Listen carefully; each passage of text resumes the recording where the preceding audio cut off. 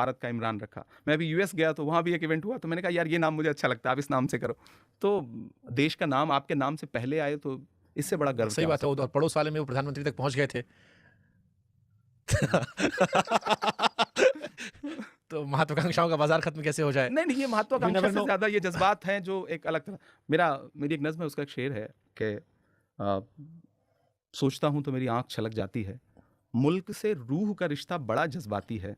सोचता हूँ तो मेरी आँख छलक जाती है, मुल्क से रूह का रिश्ता बड़ा जज़्बाती है।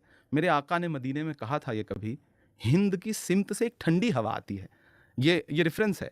तो हमसे तो सबूत माँगे जाते हैं ना, हमें तो इनबॉक्स में हर चौथे दिन कोई ना कोई सबूत माँगता हुआ दिखता है। ये क्यों होता है? चलो मैं इस पे मतलब बहुत ही बोल्ड तरीके से पूछ लेता हूँ मैं। ये एक सांप्रदायिकता जो भरी गई है ज़हनों में, उसका इम्पैक्ट है। जैसे मैं सोशल मीडिया कमेंट सेक्शन पढ़ता हूँ, या कई बार मैंने कई सारे मुस्लिम नेताओं में जो बच्चे गए सवाल पूछने के लिए, तो उन्होंने एक कॉमन सवाल पूछा कि हर बार आतंकवादी मुसलमान क्यों होता है?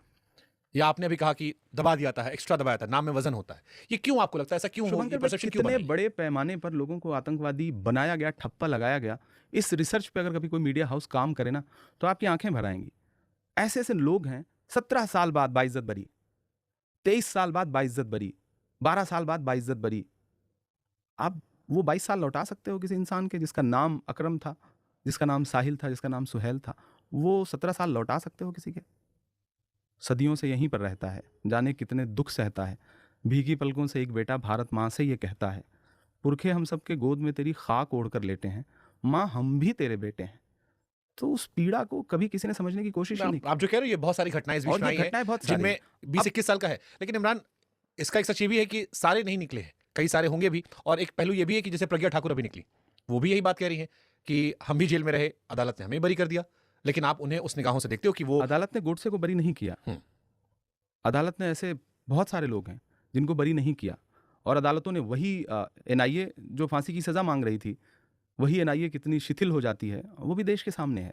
इस पूरे एपिसोड में अगर आप जाएँगे तो अदालतें, बट आखिर में तो लोगों को अदालत का फैसला याद रहेगा ना। हाँ, जैसे आपने कहा सब कि स्वी 21 साल बाद बरी हो सब गए, स्वीकार कर ऐसे रहे वो हैं। कह रहे हैं कि पूरा शरीर तोड़ दिया। सब स्वीकार कर रहे हैं, लेकिन कई मामलों में अदालत से बरी हुए लोग, हाई कोर्ट से बरी हुए सरकारें तुरंत सुप्रीम कोर्ट चली गईं। कई मामलों में अदालत मतलब सरकारें बहुत खामोश, ऐसी चुप्पी ओढ़ती हैं कि आपको पता भी नहीं चलता। और जिस मीडिया ने फ्रंट पेज पर हाफ पेज की खबरें छापी, प्रिंट मीडिया ने, चैनलों ने बड़े-बड़े प्रोग्राम चलाए, वो बाइज्जत बरी होने के बाद कभी सुध भी नहीं लेती हैं। दैट्स हाउ मीडिया ये इज। ये ये होता है, ये तो लेकिन दूसरे केसेस में नहीं हो रहा है। मतलब एक एक एक ये तो बारीक, एक महीन एक सिस्टम ऐसा है जो काम कर रहा है, जिसके लिए बहुत सॉफ्ट टारगेट है मुसलमान, उस पे ठप्पा बट लगा क्यों? दो। मतलब मैं जानना ही चाह रहा हूँ, जो आपने मुझे कहा लगता ना, है कि वो राजनीति को मतलब हमारे साथ तो कई तरह से नाइंसाफी हुई ना। बट लंबे समय तक भाई, तो आप ही की सरकार, जैसे कांग्रेस जिस आज आप है, बहुत लंबे समय सरकार उनकी रही, तो फिर ये माहौल क्यों बना कि आप कह रहे हो कि मुसलमान को सॉफ्ट टारगेट करना पड़ा? देखिए, सबसे पहली बात तो ये सोचना कि सिर्फ राजनीति बहुत सारे मसलों का हल है, सरकारें चेंज हो जाना बहुत सारे मसलों का हल है, तो मैं इससे इत्तेफाक नहीं रखता हूँ। मेरा अपना मानना है कि ये एक ऐसा सिस्टम है जो अपने हिसाब से काम कर रहा है। आजादी के बाद से वो आज़ादी के बाद से काम कर रहा है, और वो उसके मन में कहीं न कहीं एक बारीक-सी सांप्रदायिकता है, वो खत्म होनी चाहिए, वो नहीं खत्म होगी। एक बड़ी आबादी को आप हमेशा शक की नज़र से देखें। आपसे ही शुभंकर भाई सुबह-शाम कहा जाए, सबूत दो तुम अच्छे आदमी हो, तुम देशभक्त हो, तुम सबूत दो। कितनी बार सबूत दे कोई? कितनी बार? कब तक? मतलब सब कुछ कुर्बान करके, सब कुछ लुटा के, वो आप जब चक दे इंडिया देखते हो ना, तो वो जो आखिरी का सीन है ना शाहरुख खान का, तो अगर वैसे व्यक्ति से भी आप सवाल पूछ रहे हो, उस व्यक्ति की भी देशभक्ति को आप सवालों के घेरे में खड़े करने लगते हो, जो पूरी दुनिया में आपकी मोहब्बत का ब्रांड एम्बेसडर बन के जा रहा हो, तो आप आम मुसलमानों के साथ कैसा व्यवहार नहीं, करते बट इमरान, जैसे चलो आपने अच्छा टॉपिक छेड़ा, अभी मैंने अन्नू कपूर का पॉडकास्ट किया था, उन्होंने ये मसला उठाया कि अब सबकी अपनी शिकायतें हैं। जैसे एक शिकायत आपने शाहरुख खान वाली की, शाहरुख खान को भी अपनी पहचान बताना पड़ता है, which is unfortunate because he represent India. वो ग्लोबल आइकन हमारे, और हम सबको रिप्रेजेंट करते हैं बाहर जाकर। बट वो कहते हैं कि उसी बॉलीवुड में वो नेगी साहब का किरदार था, जिसे बाद में कबीर खान बना दिया गया।